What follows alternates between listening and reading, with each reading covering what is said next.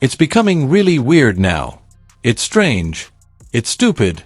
Additionally, Caitlin Clark made the first formal announcement about it. She's leaving. Her time with the Indiana Fever is over, even if the season is still underway. Additionally, the explanation is caught on camera. It's been played 1,000 times. All American basketball experts have studied music, because what happened during that game against Chicago revealed something that could no longer be hidden. Stephanie White and Kelsey Mitchell worked together to defame, undermine, and ultimately banish the greatest player in club history. The fact that Stephanie White refuses to credit Caitlin Clark, especially in front of the team, like she already didn't want to give her no credit for the game winner versus the Washington Mystics when she bailed her out. Now Caitlin Clark bailed you out again, you and Kelsey Mitchell, but for whatever reason, you want to keep trying to credit Kelsey Mitchell at the podium. It's weird. It's odd. It makes no sense. This was not a decision made by a coach. This narrative had been too much for Caitlin Clark. To understand Caitlin Clark's decision to resign, you have to understand the pattern of disrespect that had been growing throughout the season. Music. After a crucial victory in which rookie Caitlin Clark scored a historic 30-point double-double, it started in the locker room. Music. Stephanie White declined to identify herself at all while. Really good job. Okay, really good job. We weathered the storms. Okay, we came together. Y'all, I heard you more in huddles and in timeouts than I've heard you all year long. That matters. That matters, right? The collective positivity, the collective accountability, talking each other up, that is huge, y'all. There was absolutely no mention of Caitlin Clark. Her 30-point effort went unnoticed. Music. Just platitudes about collaboration and team spirit. The way that we came together, going into overtime, coming together and finishing this game. Yes. All right, great job. We grew today. Yeah. We grew today. I'm proud of you guys. We grew today. The message is that music, Caitlin Clark did not save us. Our rookie superstar didn't carry us. Just general praise for growth and cohesion. But things got worse. When Stephanie White went up to the platform for the news conference following the game, she found her voice. She had a lot to say, but it was unrelated to Caitlin Clark. I think I said this when C was drafted here. It's like when you have the bookends, when you have a point guard, and you have a center, that are special.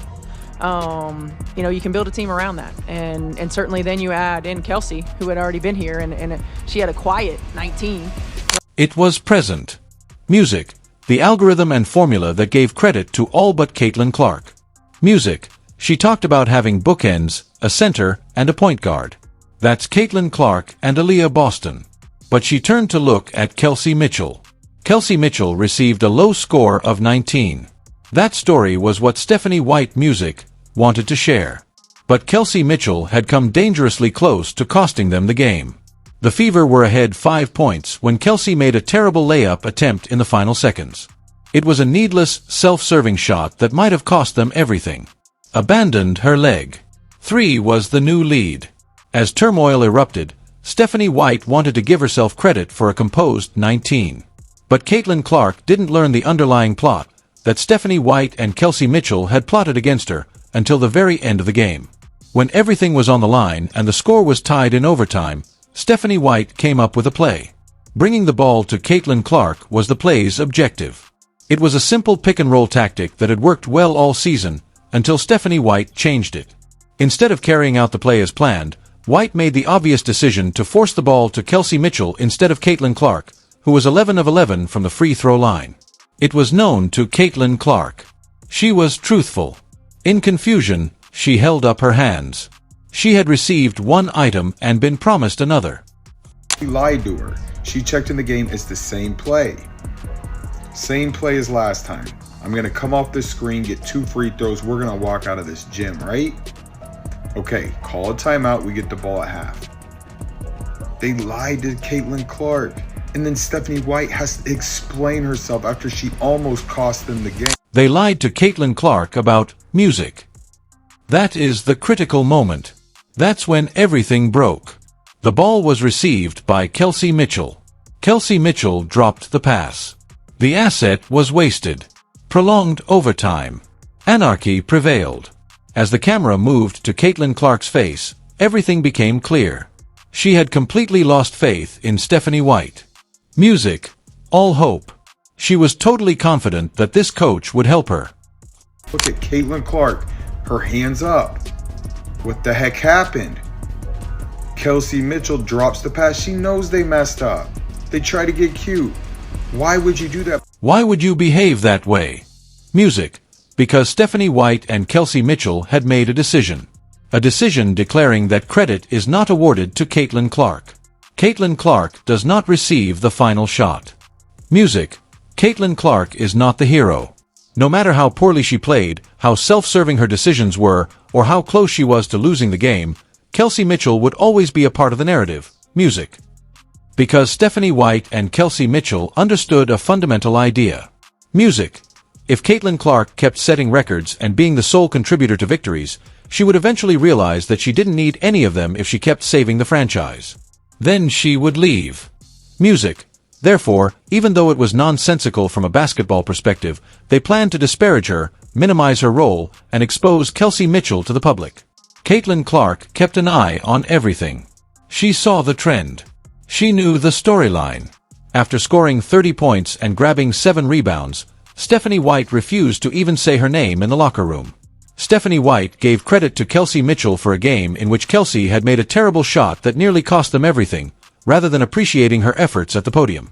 Furthermore, in those last minutes of overtime, Stephanie White ran the ball to Kelsey Mitchell when Caitlin Clark was obviously the better option, and basic basketball logic demanded that the player who was 11 of 11 from the free throw line should have the ball.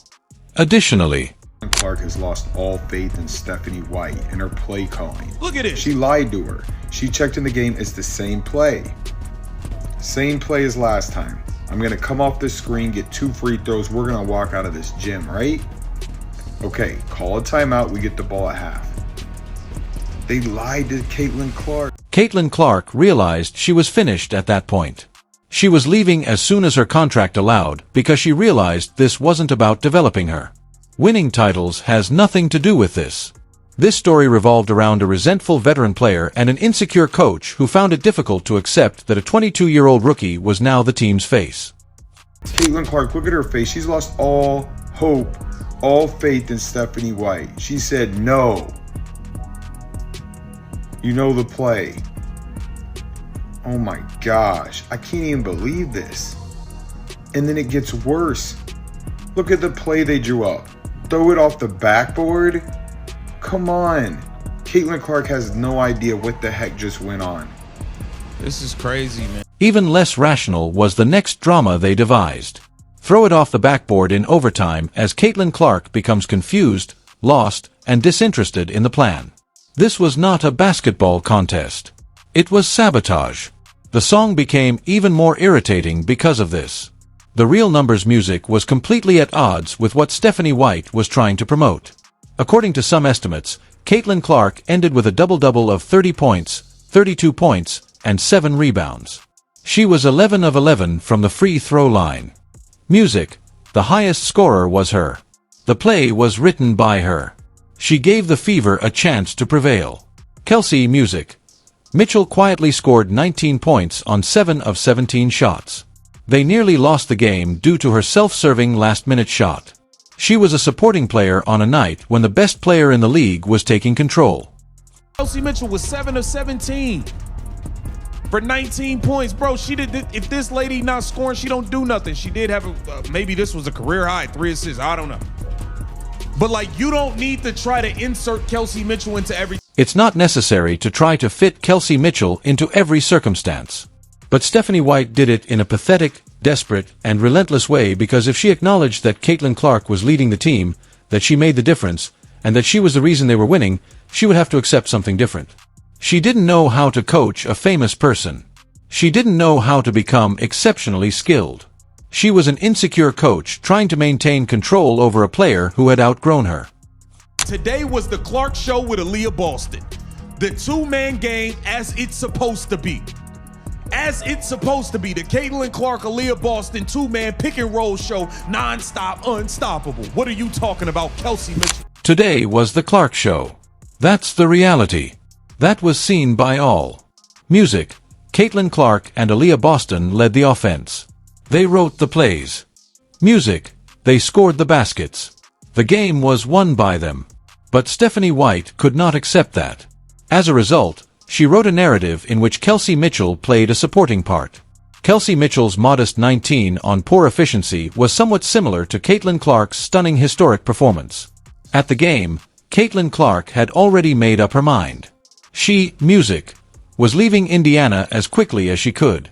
She was tired of Stephanie White. Music, she was tired of Kelsey Mitchell. She was tired of an organization that would rather disparage its finest athlete than pay tribute to her. The stats made it clear. On the game film, it was clear. The post-game interviews made it clear. Everyone could see what Stephanie White was doing. Everyone could see the scheme. Everyone knew that Caitlin Clark was being deliberately undermined. Above all, Caitlin Clark knew it when she heard Stephanie White refuse to even mention her name while sitting in the locker room. Music. There was music silence instead of any recognition for one of the greatest rookie performances in WNBA history. That silence taught Caitlin Clark all she needed to know.